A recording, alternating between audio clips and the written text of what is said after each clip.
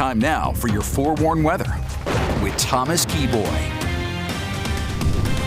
Good Thursday morning, Utah. Time is currently 6:13. Over the last few days, we've been telling you that a cold front was going to work its way through, and that's exactly what's happening right now. Cold front now kind of moving through the central portion of the state while we're seeing a healthy amount of moisture throughout northern Utah, mainly valley rain and mountain snow as that colder air continues to move in. But I've been looking at some of our canyons and their webcams, and it looks like in portions of Parley's Canyon, Weber Canyon, we are seeing times of snow showers along with Sardine Canyon.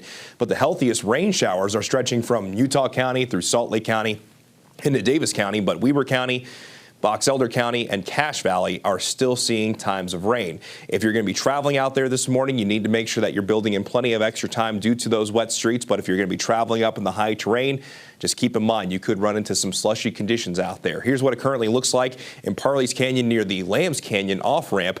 And I've been seeing times of rain and snow here, and you can actually see some of the spray from out on I-80. So this morning, got those soggy conditions up and down our canyons.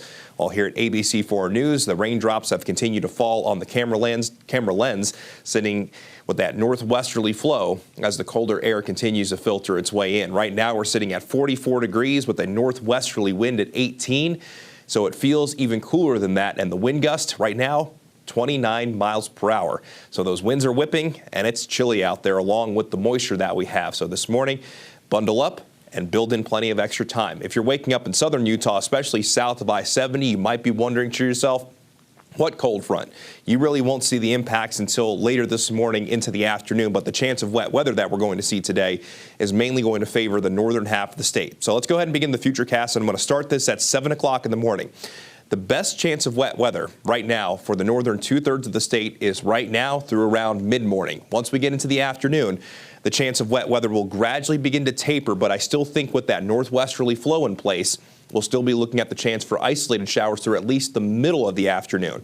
Once we get into tonight, most of that moisture begins to work its way over towards Colorado, and we'll be looking at much colder temperatures filtering their way in as the core of the colder air moves in. So tonight, we'll see frigid temperatures. Then for our Friday, that front will kind of stay stalled out just to our south, and it could be the emphasis for a few spotty showers in the southern half of the state tomorrow, but that chance looks fairly low. When it comes to snowfall accumulation in our mountains in northern Utah, expecting at least a few inches, while the cottonwoods could pick up maybe half a foot or more. We'll talk about the snow forecast in just a moment.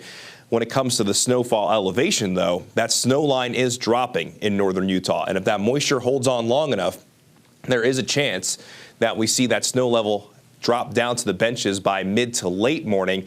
And then by tonight, it will drop to the valley floors. But as we talked about, by that point, the moisture will be gone, and then we'll be staying on the chilly side of things into this weekend with another front arriving on Saturday. That front just doesn't look like it's going to have as much moisture compared to the front that we're seeing out there currently.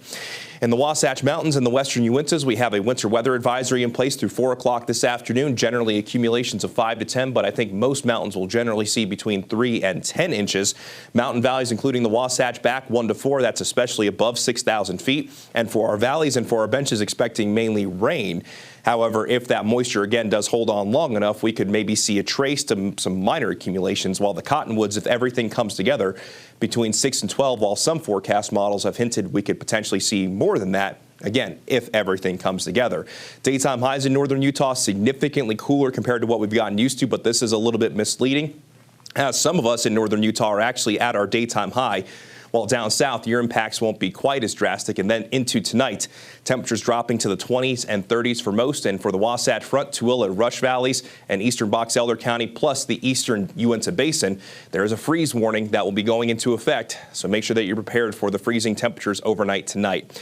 In St. George, will be around 70 today, then upper 60s Friday and Saturday. Just a slight chance on Friday and Saturday, with that second front moving through, high in the upper 50s on Sunday.